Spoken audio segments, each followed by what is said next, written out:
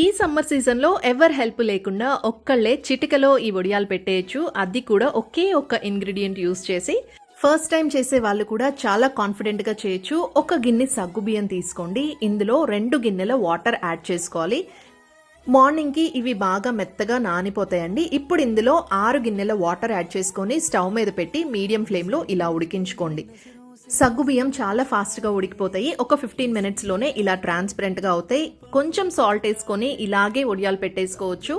ఇంకా taste add చేయాలి అనుకో ఇందులో కొంచెం పచ్చిమిర్చి పేస్ట్, నువ్వులు, జీలకర్ర, సాల్ట్ యాడ్ చేసుకోండి. సాల్ట్ లైట్గా వేస్తే సరిపోతుంది. అండ్ ఇంకొక గుర్తు పెట్టుకోవాల్సిన విషయం ఏంటంటే సగ్గుబియ్యం బాగా ఉడికిన తర్వాత మాత్రమే మీరు వడియాలు పెట్టుకోవాలి, లేకపోతే గట్టిగా ఉంటాయి ఫ్రై చేసిన తర్వాత. సో 1 డేలోనే ఇవి బాగా ఎండిపోతాయండి. నెక్స్ట్ డే ఒకసారి ఎండలో ఇట్లా ప్లేట్లో పెట్టుకుంటే సరిపోతుంది.